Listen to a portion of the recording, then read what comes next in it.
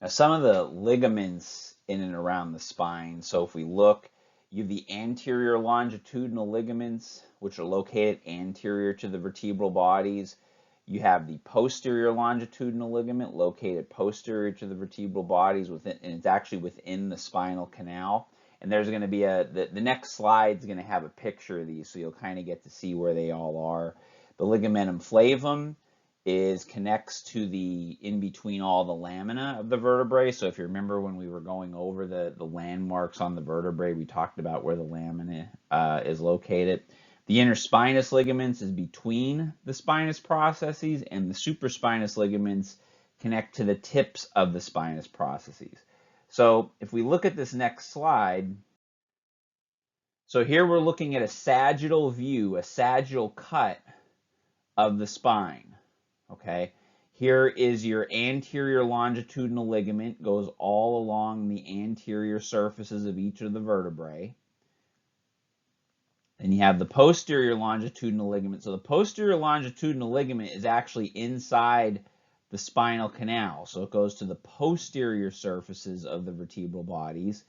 Here you have your ligamentum flavum in between that attached to all the different lamina on the vertebrae. So the lamina is right in here. If you remember going back to the other pictures, I showed you guys where the lamina is located.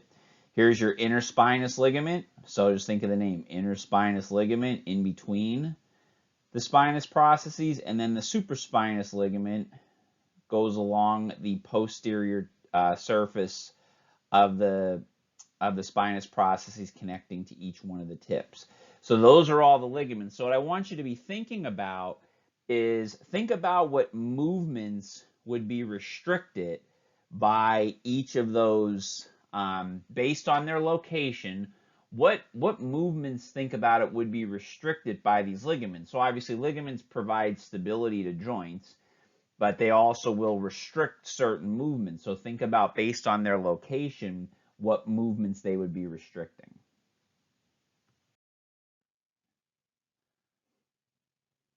Okay, so looking at spinal range of motion, so think about it, what motions can be produced at the spine? Well, we know we could produce flexion. Okay, so we could flex our trunk, we could produce flexion. We could produce extension, so obviously extensions are return from flexion, and obviously you can get added extension with the spine as well.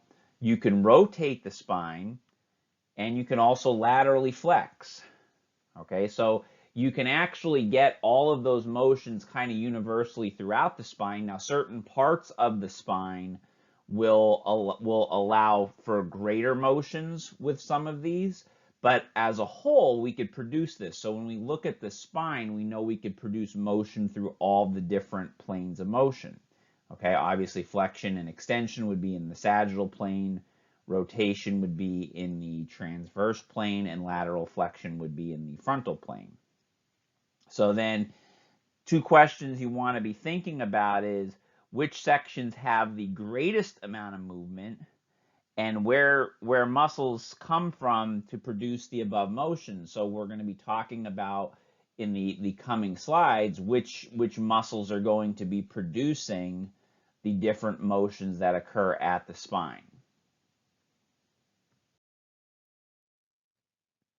So here's our spine. So when we look at spinal flexion, okay, you see here, you see both cervical flexion and lumbar flexion. So it's going to be anterior movement of the spine. So in the cervical region, it's the head moving towards the chest. In the lumbar region, it's the thorax moving towards the pelvis. Okay, so think about, cervical, when you touch your chin to your chest. With lumbar, sit-ups, crunches, the motion of just bending over at the spine is where those motions are going to be produced.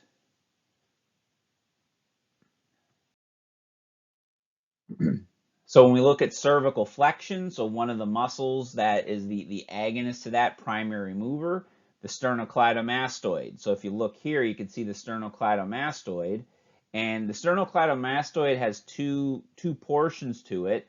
So the origin is on the clavicle and on the sternum. So you see here, and this is that muscle in the anterior portion of your neck, and when you have both, when it shows both of them, they kind of form a V in the front of your neck. But there's two portions of it. They both attach at the mastoid process. So if you think of the name sternocleidomastoid, okay, sternum clavicle mastoid, tells you what you have to know as far as the location, okay? And there's also other motions that will occur. So here we're looking at the sternocleidomastoid. So it obviously flexes the neck. It also will laterally flex, and it rotates to the opposite side. So it'll flex produce the anterior flexion movement. It'll laterally flex, and it'll rotate to the opposite sides. If you think about it, if it pulls this way, it's actually going to rotate in the opposite direction. Okay, with lumbar flexion, your primary movers, you have your abdominal muscles, primarily the rectus abdominis, the external abdominal oblique, and internal abdominal oblique, which also do rotation movements, but they also produce flexion, okay?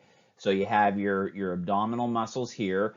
Look at the origin and insertion of these in your textbook. Your textbook has these kind of outlined pretty well as far as their origin and insertion. Here you have the rectus abdominis. So the rectus abdominis by itself is just a straight flexor of the trunk. You can kind of see the origin and insertions here a bit with the rectus abdominis, but you get more specifics from your textbook. Here is the external oblique. Okay, and you can see the way those fibers run, and we'll talk about how that impacts the type of rotation that takes place. And here's the internal oblique. They will also, in addition to producing a rotational movement, they also produce lumbar flexion. Okay, so spinal extension. Okay, return from flexion or posterior movement of the spine. So you can kind of see here, and again, sometimes you will hear people refer in this case as hyperextension, because again, technically extension as it's defined is strictly just a return from flexion. So really, if you have your, if you have your chin touching your chest and you look up and you just bring your head back to what would be the neutral position, that's technically extension. If you go beyond that, again, technically that is hyperextension. So you could still measure that, again, cervical look up, the lumbar having them lean back are kind of cues when you're looking at producing those different extension movements.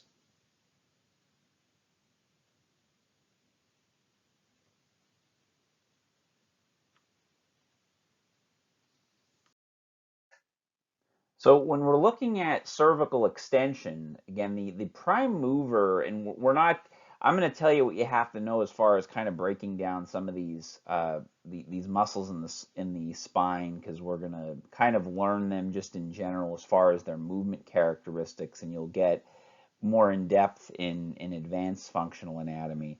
But the erector spinae is the primary extensor of the spine, and there's different branches of it. Now, what we're concerned about in the cervical spine, the two primary ones we're looking at are the capitis and cervicus muscles, as you can see here. So they're the ones that are going to be working as the agonists in as far as cervical extension, because the erector spinae is basically a group of muscles that kind of goes all the way up the spine, and there's certain parts of the erector spinae that will function more at the different portions. So at the cervical spine, we're concerned with the capitis muscles, and you can see here, and then the cervicus muscles in the cervical spine as well. Now with lumbar extension, again, you're going to have the erector spinae. Now the portions of the erector spinae that are going to affect lumbar extension, and they're not pictured in here. You could see it in your textbook, but there's basically three muscles that make up the erector spinae. You have the iliocostalis muscles, you have the longismus muscles, and the spinalis muscles. Okay, so some people, and that goes actually from lateral. So the most lateral of the muscles is the iliocostalis. Then you have the longismus, and then the spinalis are the ones that are actually closest to the spine. So they're the three muscles that make up the erector spinae. But you can see down here their function and their connections in as far as how they produce extension at the lumbar spine.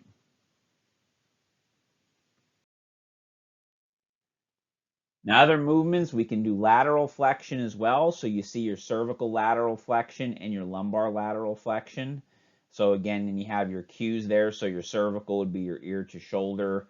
To reduce the reduction of this would just be the return from lateral flexion to neutral. You can see the movements taking place. Obviously, this is frontal plane motion of the spine. And you can see how that movement takes place with each one of the illustrations posted.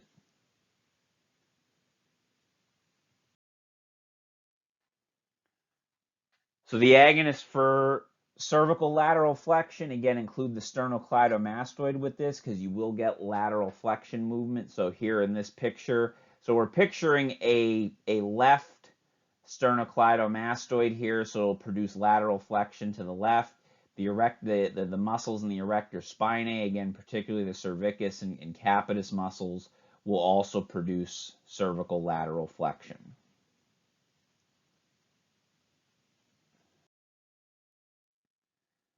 Lumbar lateral flexion, again, you're going to be getting your primary agonist here, the erector spinae, coupled with the oblique muscles. Okay, so here again, you can see the erector spinae muscles illustrated here. Okay, getting shown here in the picture. So again, in the lumbar region, remember you have those three branches that I discussed. And again, you can actually see those kind of broken down. Your textbook on page 189 will kind of show you those different branches of the erector spinae. The external oblique and the internal oblique will also do some lateral flexion as well. They will contribute to this. So you can see here, here's your external oblique. So the external oblique runs in this fashion. The internal oblique runs in the opposite direction. So these would be on the same sides. Obviously, the external oblique is more superficial. So the external oblique is actually comes over top. So if we were to kind of superimpose this picture onto here, the external oblique would be on top of the internal oblique. You would see the external oblique coming down more superficially than the internal.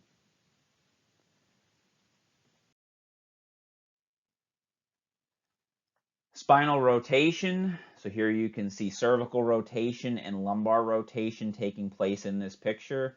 And again, you can kind of see the cues. So when you're assessing, if you're assessing cervical motion in an injury assessment situation, you would tell the individual turn your chin over to your shoulder, and you can see the lumbar rotation taking place here as well. Again, this would take place in this would be transverse plane motion.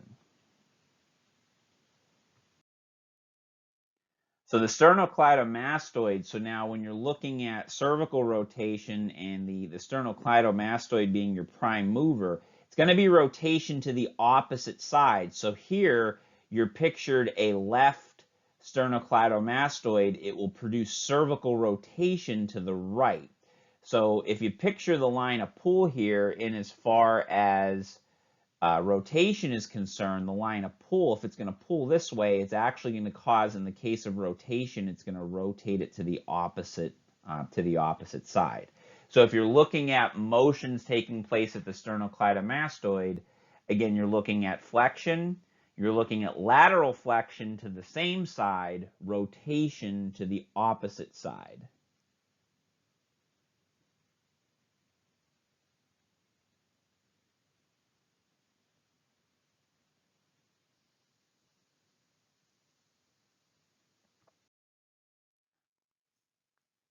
So now lumbar rotation, now there's an important thing to note. So both the external obliques will produce lumbar rotation. However, they produce lumbar rotation in different directions, and this is very important to distinguish. So the external oblique produces rotation to the opposite side. Okay? The internal oblique produces rotation to the same side. So here's the way this works. If you rotate your spine to the left, so say you're sitting in your chair right now listening to this, you rotate your spine to the left. The muscles that are producing that are your right external oblique and your left internal oblique. Okay? The opposite would be rotating to the right. You rotate to the right, it's going to be your left external oblique, your right internal oblique. Now, the way you have to look at this is because not so much location, but the direction the fibers run. So look at the way the fibers run in the external oblique. Okay, again, let's just say for the sake of discussion, this is a right side. We're looking at a view of the right side. If the right side external oblique contracts because of the direction these fibers are running in, if you look at the pointer here as I'm kind of going up and down, they're going to cause rotation to the opposite side. So if this is a right-sided external oblique, it's going to produce rotation to the left. If you look over here, here's the internal oblique. The fibers run in the opposite direction here. So here's the external oblique, so it runs here, here, here, here, here, here. The internal oblique runs like this. So the internal oblique will produce rotation to the same side. So really, when you do just strictly lumbar rotation in the transverse plane, you have those two different parts of the external obliques. You have a right and a left working when you're producing rotation to one side. So again, if I rotate to the right, okay, if I rotate my body to the right, that's my left external, my right internal. If I rotate to the left, that's my right external, my left internal oblique. So make sure you could differentiate between those two. If that's something you're having trouble with, we could meet and talk about with that, either in our collaborate session or in a one-on-one session if you're having difficulty seeing that.